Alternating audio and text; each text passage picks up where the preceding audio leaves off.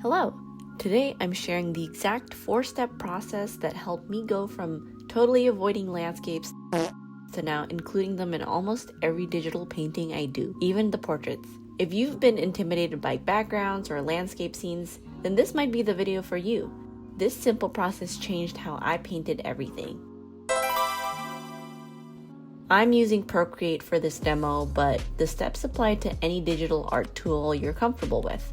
Alright, the 4 steps comprise of the sketch, the value block-in, the color block-in, and then the refinement. For step 1, which is the sketch, we start with a loose sketch.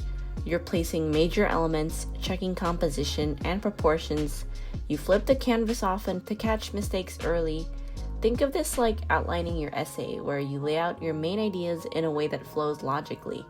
For step 2, this is where we'll block in the values. So let's just use 3 values, the darkest, medium, and then the light values. This will help you establish the visual story of your painting, because light is what shapes the mood and focus. How light interacts with the scene tells the viewer what matters most and sets the overall tone. So at a glance, getting that clear early on keeps you from getting lost in the details later. So think of these values like topic sentences in an essay. They guide you through the whole structure before you dive into the full content. For step 3, after we get the values right, use those values as a guide and start blocking in the colors. I like starting with the darkest tones and then working my way up from medium to light. In the essay analogy, think of this as fleshing out your paragraphs.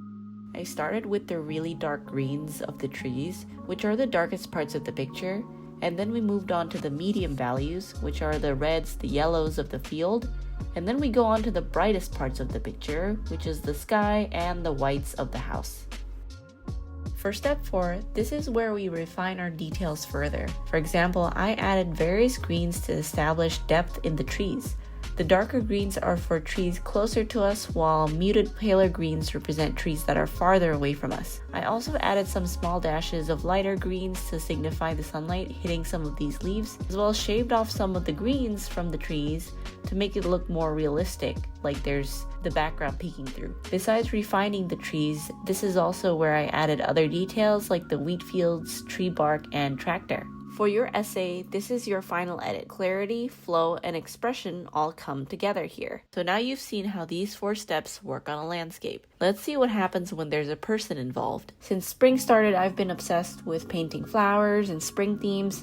So today's piece features a girl under a tree with flowers, and I'll walk through how I apply the 4 steps to recreate this scene. So the first step of the 4-part process is the sketch. I did the quick and loose sketch to test the composition, and once it looked right, I tightened it up. I did a quick and loose sketch to make sure the composition looked right. All the pieces like the hands and the hat are where it needs to be, and nothing looks too big or small. Once it looked right, I tightened it up by adding cleaner lines and finer details like the features of her face and the outlines of her skirt. For the second step, this is where I blocked in the 3 values. The brightest areas are where sunlight hits the surface of the subject, so like the rim of her hat, parts of her face, and the sky. The trees are the darkest because they look densely packed, and most of them don't get exposed to the sunlight, or at least directly exposed to the sunlight. Of course, if it's not to your liking, you can always change it. I painted the girl in a medium value because she's still shaded. She still has some exposure to the ambient light around. So again, very quick and easy value block in to see how everything looks and just to make sure that the light story makes sense. The third step is color blocking. For this step, I started with the darkest value, the dark green trees, and then the medium values, which are the muted purples of her skirt, the muted white, which is a little grayish bluish for her tank top, as well as her skin. The colors may be different, but their values are consistent with step 2's medium value. The bright sky and lit skin was blocked in last since they have the lightest value. In planning this painting, I didn't separate the girl from the background in my process. She's part of the scene. I used to paint the subject first, and the background was an afterthought. So as a result, subject and background did not tell the same light story. This time around, every element of the picture is accounted for in each step. So background, foreground, and subject all tell the same story. Alright, back to the demo. So the final step is refining, step 4.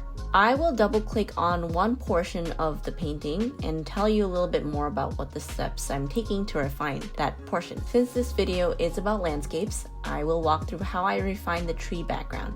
For the trees here, I used smaller, thinner brushstrokes with lighter values of green to show leaves catching light. So the more exposed they are to the sunlight, the brighter the green. Of course, it doesn't have to be pure like light green. It could have different types of light green. It could be a kohler green. It could be a yellower green. You can have any kind of green you want as long as the life story is consistent.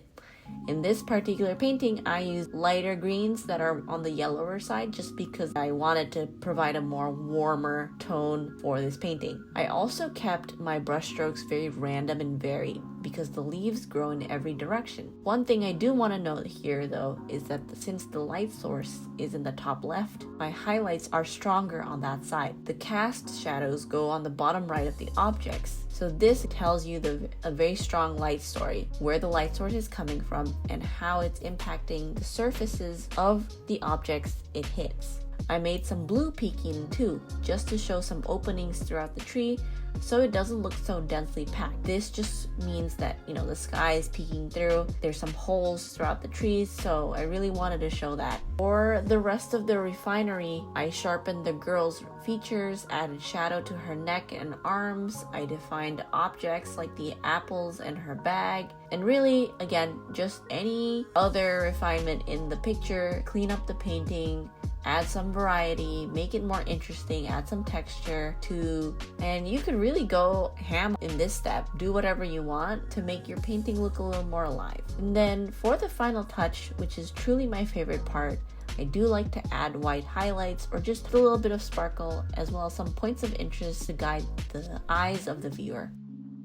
Okay, in case you skipped ahead, here are 2 things you need to know about this video. Number 1, to paint landscapes or backgrounds in your art, follow the 4 steps: sketch, value block, color block, and refine. This is what truly helped me make probably the biggest improvements I've made in my art journey thus far. The first 3 steps give you structure and a foundation to work your details in.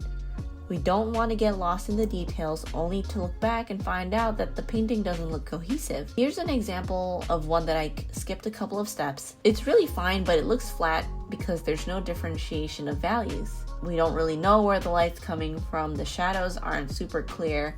It looks fine, but it's very much in need of a big improvement. And for the final takeaway, as I mentioned before, subject, background, foreground should all be telling the same story. I treat my art like an essay where I build the story from the outline up. And that's it for today's tip on landscape painting. As per usual, I always try to provide all the resources that has informed this video, so in case you want to dive deeper, these resources are here for you to peruse. First resource is Malcolm Dewey's video demonstration on painting and landscape. It was really helpful seeing the process in real time and his voiceover on the different decisions he makes for his painting. He also makes other videos on loose painting too, which are also helpful, so go check those out too if you want more content. Second resource is Patty Malika's book on how to paint fast and loose and bold. This really helped me solidify my understanding for value blocking and how important it is to establish clear values in the paintings I create. She provides good examples of how she would simplify the values of different scenarios like the city or this one valley situation. So yeah, hope you found that helpful, and thank you so much for watching.